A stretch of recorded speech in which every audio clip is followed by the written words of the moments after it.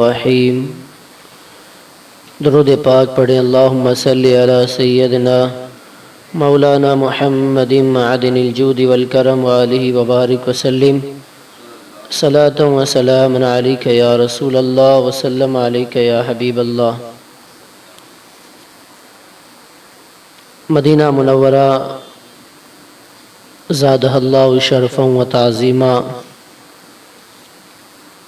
کے بہت سارے فضائل اور حاضریے مدینہ کے مناقب آپ نے سماعت کیے۔ مدینہ شریف میں مکہ معظمہ کی طرح بہت ساری زیارتیں ہیں۔ آنے والی مجالس میں آپ ان تمام زیارتوں کی تفصیل سماعت کریں گے۔ انہی زیارتوں میں ایک بہت اہم زیارت جس کے متعلق آج بیان آپ سماعت کریں گے، وہ زیارت ہے مقام صفا۔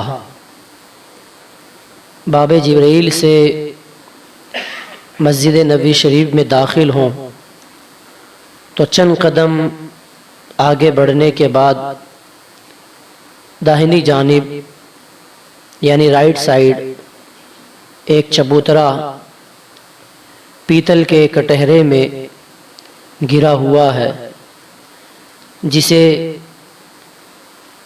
صفائے مسجد کہا جاتا ہے۔ اصحاب صفا کا چبوترا جسے کہا جاتا ہے۔ یہاں وہ صحابہ کرام رضوان اللہ تعالی علیہم اجمعین رہا کرتے تھے جن کا مدینے میں کوئی گھر بار نہیں تھا، نہ ہی وہ اہل و عیال رکھتے تھے۔ ان صحابہ کرام کو اصحاب صفا کہا جاتا ہے۔ آج کل الحمدللہ مسجد نبوی شریف رات بھر کھلی رہتی ہے۔ مسجد نبوی اور مسجد حرام رات اور دن 24 گھنٹے کھلے رہتے ہیں۔ جس طرح مسجد حرام کا دروازہ کبھی بند نہیں ہوتا، اسی طرح مسجد نبوی شریف کے بھی دروازے بند نہیں ہوتے۔ رات کو بھی پوری رات کھلی رہتی ہے اور دن میں بھی کھلی رہتی ہے۔ اس لیے آپ کو کافی وقت ملے گا، جب بھی آپ کو موقع ملے ان تمام مقدس مقامات پر زیارت کریں اور ان مقدس مقامات پر نماز ادا کریں، دعائیں کریں کہ جو مقدس مقامات پر دعائیں کی جاتی ہیں تو ان مقامات کے صدقے میں اللہ ہماری دعاؤں کو قبول فرماتا ہے۔ تو جب تک مدینہ طیبہ میں حاضری نصیب ہو، ایک منٹ بھی بیکار نہ جانے دیں۔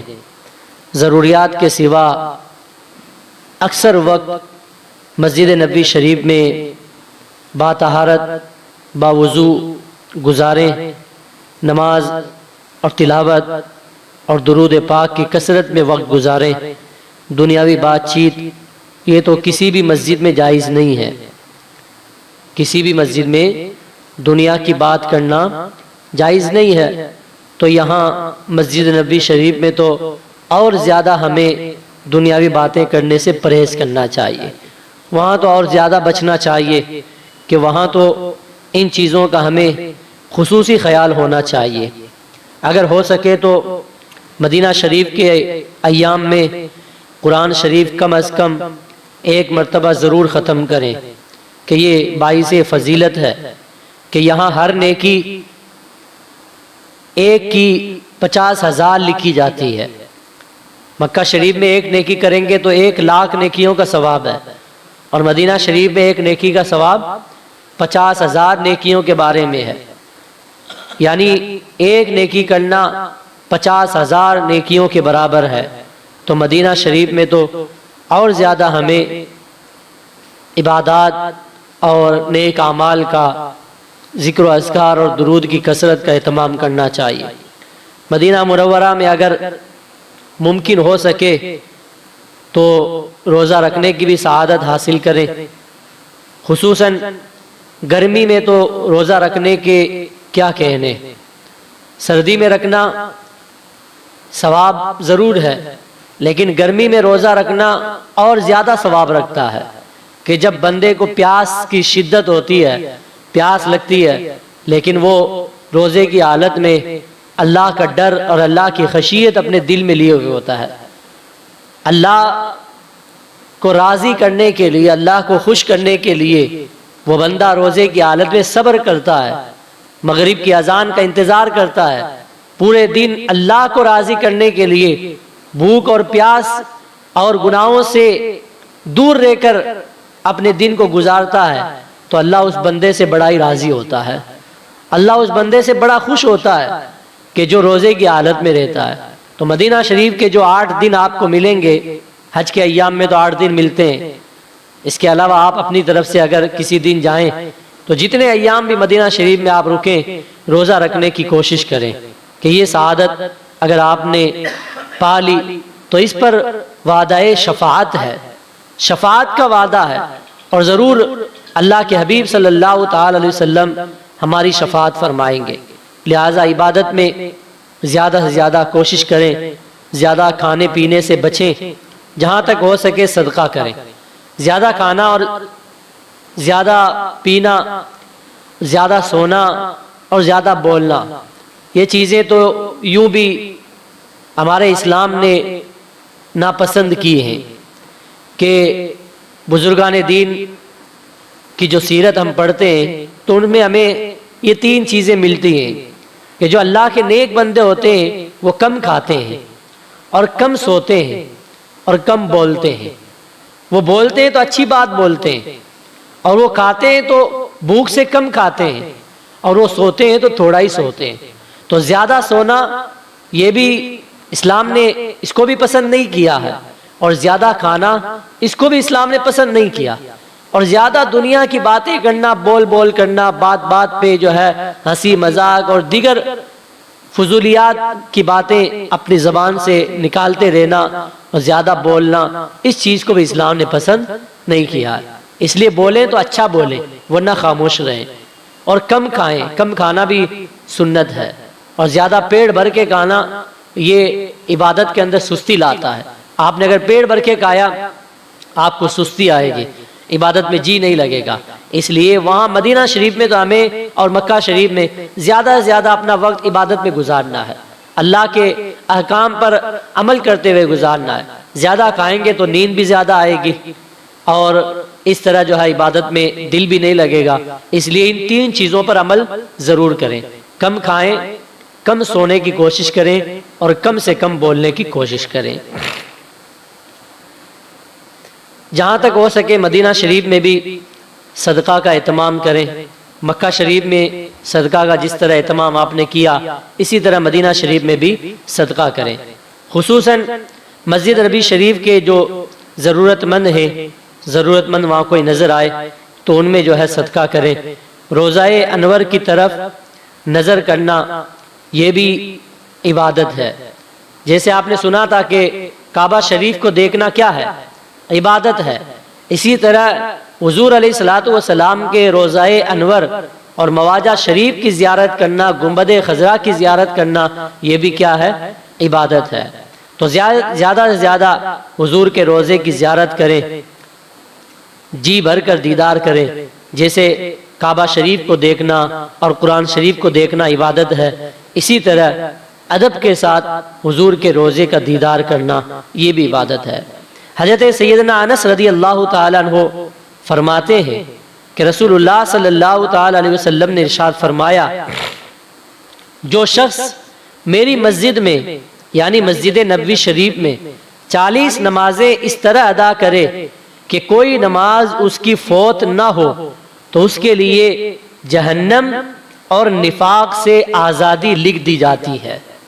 یہ بڑی فضیلت ہے، اس فضیلت کو ضرور حاصل کریں۔ آپ مدینہ شریف کے کسی بھی کونے میں جائیں، کسی مقام کی زیارت کرنے جائیں یا کوئی بھی کام سے جائیں، نماز کے لیے آپ مسجد نبوی شریف میں حاضر ہو جائیں۔ 5 وقت جو ہے روزانہ مسجد نبوی شریف کے اندر نماز پڑھیں۔ سنی امام مل جائے تو اس کے پیچھے پڑھیں، جماعت کے ساتھ ادا کریں، ورنہ آپ اپنے اکیلی نماز، تنہا نماز ادا کریں، لیکن مسجد نبوی شریف میں لگاتار آپ نمازیں ادا کریں تو اس فضیلت کے جو ہے آپ حامل ہو جائیں گے۔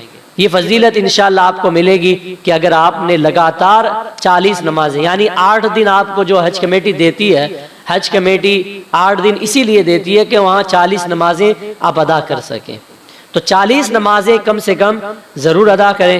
اس سے زیادہ اور بھی نمازیں اگر پڑھنے کو آپ کو مسجد نبوی شریف میں ملیں تو مسجد نبوی شریف میں ہی ادا کرنے کی کوشش کریں۔ آج کل مدینہ منورہ میں تقریباً 8 سے 9 دن کا قیام کا موقع ملتا ہے، لہٰذا 40 نمازیں بلا ناغہ یعنی بغیر چھوڑے ہوئے مسجد نبوی شریف میں ادا کریں۔ صحیح العقیدہ سنی غیر فاسق امام مل جائے تو اپنی جماعت قائم کر لے، ورنہ تنہا نماز پڑھے۔ بدعقیدہ اور بد مذہب شخص کے پیچھے ہرگز نماز پڑھنا جائز نہیں ہے۔ ہر نماز کے بعد یا کم از کم صبح شام مواجہ اقدس پر سلام عرض کرنے کے لیے ضرور حاضر ہوں۔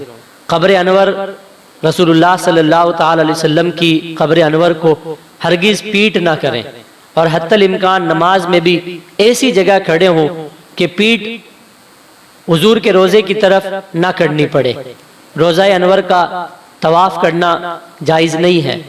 بہت سارے لوگ طواف کرنے لگ جاتے ہیں، مسجد نبوی شریف کے ارد گرد گھومتے ہیں، کعبہ شریف کے علاوہ کسی کا بھی طواف کرنا جائز نہیں ہے، تو روزہ انور کا طواف نہ کریں۔ سجدہ کرنا بھی جائز نہیں ہے، سجدہ بھی صرف اللہ کے لیے ہے، اللہ کے سوا کسی غیر اللہ کو سجدہ کرنا جائز نہیں ہے۔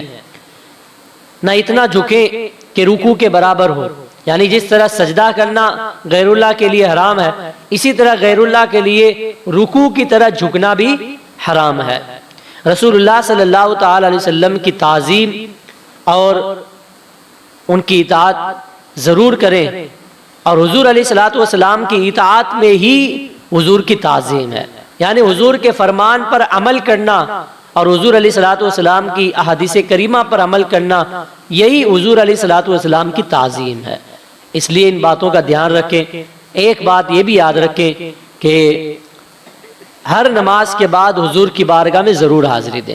وہ میں نے طریقہ آپ کو بتایا ہے، روزانہ ایک وقت جنت البقیع میں حاضری دینا ہے، گیٹ سے ہی فاتحہ پڑھنی ہے گیٹ پہ کھڑے ہو کے، اور ایک مرتبہ روزانہ سید الشہداء حضرت امیر حمزہ رضی اللہ تعالیٰ عنہ کی بارگاہ میں حاضری دینی ہے، اور روزانہ ایک مرتبہ مسجد قباء میں جا کر 2 رکعت نماز نفل ادا کرنا ہے، اور روزانہ 5 وقت نماز مسجد نبوی شریف میں پڑھنا ہے، اور ہر نماز کے بعد حضور علیہ الصلوۃ والسلام کے روضہ انور پر حاضری دینی ہے۔ اس طرح اس روٹین کے ساتھ آپ نے یہ 8 سے 10 دن انشاءاللہ گزارے تو اللہ تعالیٰ آپ کے ان ایام کو قبول فرمائے گا، اور رسول اللہ صلی اللہ تعالی علیہ وسلم کی حاضری کا جو طریقہ ہے وہ طریقہ انشاءاللہ آپ کو مل جائے گا، اور بزرگوں کے طریقے پر، بزرگوں کے بتائے ہوئے طریقے کے مطابق اگر آپ حضور علیہ الصلوۃ والسلام کی بارگاہ میں حاضری دیں گے، ادب کا مظاہرہ کریں گے، احترام کریں گے، تو انشاءاللہ